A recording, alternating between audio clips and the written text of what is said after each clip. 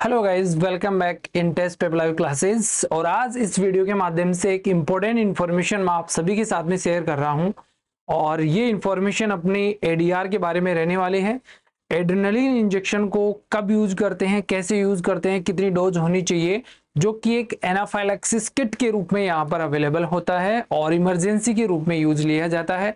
तो आइए सबसे पहले अपन बात करते हैं। इस प्रकार का ये जो होता है वो अपना एनाफाइलैक्सिस किट होता है, जिसके अंदर एक बॉक्स के अंदर आप जैसा कि सभी देख पा रहे हैं, यहाँ से एनाफाइलैक्सिस किट के अंदर कंप्लीटली एज ग्रुप के साथ में पूरा कंप्लीटली डोजेस का यहाँ पर जो है विवरण दिया गया है और यहाँ से कौन सी सिरिंज को काम में लेना है। साथ के साथ में यहाँ से आप देखोगे तो इसके अंदर एडीआर के एड्रेनलिन के जो है यहाँ से 3 एम्पूल अपन देख सकते हैं, सिरिंजेज हैं, कॉटन स्वेब आप देख सकते हैं, इसके अलावा निडल्स है। और यहाँ से इसके अलावा इसके अंदर और कौन कौन सी चीजें होती हैं और कैसे यूज करेंगे, इसके बारे में बात करते हैं। तो सबसे पहले आइए बात करते हैं एड्रेनलिन इंजेक्शंस, जो कि 1 ml एम्पूल के अंदर आता है और 1 mg डोज इसका माना जाता है। 1 mg डोज इसका होता है। इसका जो यूजेज होता है वो एनाफाइलैक्सिस के अंदर किया जाता है। इन इमरजेंसी सिचुएशन के अंदर इसको यूज लिया जाता है। इसका रूट जो होता है वो IM और IV यहाँ पर काम में लिया जाता है। जैसे कि मान लो ICU वाली सिचुएशन है तो उसके अंदर अपन IV इसको यूज लेते हैं, ठीक है, ICU वगैरह में।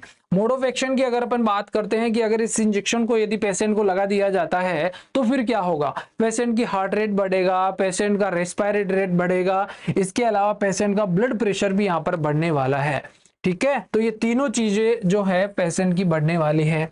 इसके बाद में अपन बात करते हैं ratio of the adrenaline. Adrenaline का यहाँ पर रेशियो क्या रहने वाला है। एडल्ट के अंदर इसका रेशियो 1:1000 यहाँ पर रहता है और चाइल्ड के अंदर, बच्चों के अंदर जो इसका रेशियो होता है डाइल्यूशन का, वो 1:10,000 इसका डाइल्यूशन का रेशियो माना जाता है। नेक्स्ट इसके बाद में अपन बात करते हैं कि इसके अंदर कंटेंट क्या क्या होता है, कौन कौन सी चीजें इस किट के अंदर होनी चाहिए और होती है।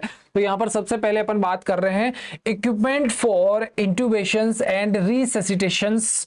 नेक्स्ट बात करते हैं अपन रिंगर लैक्टेट, इसके अंदर RL सॉल्यूशन होना चाहिए, नॉर्मल सैलाइन NS होना चाहिए, 5% डेक्सट्रोज होना चाहिए, IV ड्रिप सेट होना चाहिए, स्काल्पल वेन सेट होने चाहिए 2, ठीक है। इसी प्रकार से आगे अपन चलते हैं। इंजेक्शन हाइड्रोकोर्टिजोन इसके पास होना चाहिए, उस किट के अंदर होना चाहिए ताकि अपन इमरजेंसी के अंदर काम में ले सके। इसके अलावा टेबलेट हाइड्रोकोर्टिजोन होना चाहिए, कॉटन वूल्स होना चाहिए, कॉटन स्वेब वगैरह सारा होना चाहिए। इंजेक्शन एड्रेनलिन एम्पुल्स, एड्रेनलिन के इंजेक्शन होनी चाहिए, ठीक है। इसके अलावा यहाँ पर 24 या 25 गेज का निडल यहाँ पर होना चाहिए 1 इंच लेंथ का। इसके अलावा बात कर रहे हैं ट्यूबरकुलिन सिरिंज होना चाहिए 1 ml, इंसुलिन सिरिंज 40 यूनिट्स वाली यहाँ पर होनी चाहिए। आगे अपन देखेंगे कैसे कैसे इसको यूज करते हैं, ठीक है, ओके। नेक्स्ट आगे अपन यहाँ से बात करेंगे, जैसा कि आप सभी यहाँ से देख पा रहे हैं, ये अपनी इंसुलिन सिरिंज होती है जिसके अंदर अपन देख रहे हैं यदि मान लो अपने को ml के अंदर लेना है या फिर यहाँ से अपन देख सकते हैं यूनिट्स के अंदर यदि अपने को लेना है तो यहाँ से जैसे एज ग्रुप के आधार पर मैं बात करता हूं तो 0 से 1 साल वाले बच्चे के लिए अपने को 0.05 ml यहाँ पर लेना है, ठीक है, ओके। लेकिन यदि इसी को मैं यूनिट में बोलूं तो मेरे को कितना लेना है, 2 यूनिट यहाँ पर लेना है।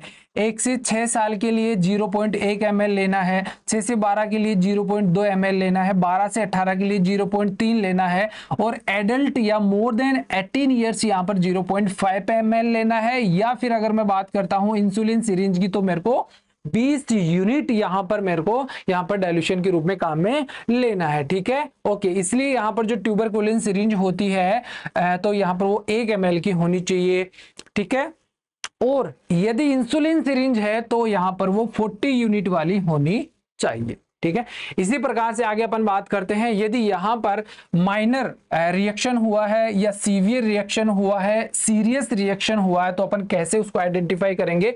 माइनर है जिसके अंदर कॉमन सेल्फ लिमिटिंग रिएक्शंस होगी, usually occur with in A few hours of injections and resolve after short period of time and pose little danger। ठीक है, एग्जांपल जैसे कि यहाँ पर अगर हल्का फुल्का कोई भी रिएक्शन हुआ है तो पेशेंट के अंदर जो है यहाँ पर दोबारा से वो सही हो जाएगा। ठीक है, कुछ ही समय के अंदर। एग्जांपल के तौर पर पेशेंट के अंदर पेन हो सकता है, स्वेलिंग हो सकता है इंजेक्शन साइट पर। ठीक है, फीवर हो सकता है, इरिटेबिलिटी हो सकती है, मेलाइज वगैरह हो सकता है। ठीक है, इसके अलावा यदि यहाँ पर कोई भी इंजेक्शन आपने लगाया है और वो यदि ज्यादा यहाँ पर सीरियस हो गया है तो उस केसेस के अंदर can be disabling and really life threatening हो सकता है। Do not lead to long term problem. Example of severe reactions जैसे कि यहाँ पर होती है non hospitalised cases of anaphylaxis that has recovered high fever, और इसके अंदर अपने को ऐसी सिचुएशन देखने को मिलती है। ठीक है, ओके। अच्छा, यहां से अगर सीरियस वाली कंडीशन हो जाती है तो सीरियस केस के अंदर यहां पर पेशेंट की क्या हो सकती है, डेथ हो सकती है। इन पेशेंट हॉस्पिटलाइजेशन, पेशेंट को भर्ती कराना पड़ सकता है। ठीक है, आईपीडी के अंदर परसिस्टेंट और सिग्निफिकेंट डिसेबिलिटी पेशेंट के अंदर देखने को मिलती है। पैरालिसिस पेशेंट को हो सकता है या अन्य कोई एबनॉर्मलिटी पेशेंट को यहां से हो सकती है। ठीक है, AEFI क्लस्टर यहां पर अपने को देखने को मिल सकते हैं। AEFI जो होता है वो क्या होता है, एडवर्स इफेक्ट आफ्टर द, यहां पर इंजेक्शन जो होता है वो अपना क्लस्टर, मतलब बहुत सारे अपने बॉडी के ऊपर ऐसे निशान देखने को मिल सकते हैं। कंजेनाइटल एनोमलीज हो सकती है। Evoke significant parental community concerns यहाँ पर पेशेंट के साथ हो सकता है। ठीक है गाइज, तो इसी के साथ में ही इस वीडियो के माध्यम से अपन ने सीखा एड्रेनलिन इंजेक्शन के यूजेज और कब यूज करते हैं, कैसे यूज करते हैं, इसके अंदर क्या क्या होता है, पूरा एनाफाइलैक्सिस किट के बारे में अपन ने देखा। Thank you so much dear. अगर वीडियो आपको अच्छा लगा हो तो वीडियो को लाइक करें, शेयर करें और अधिक जानकारी के लिए अपने चैनल को फॉलो करें। Thank you.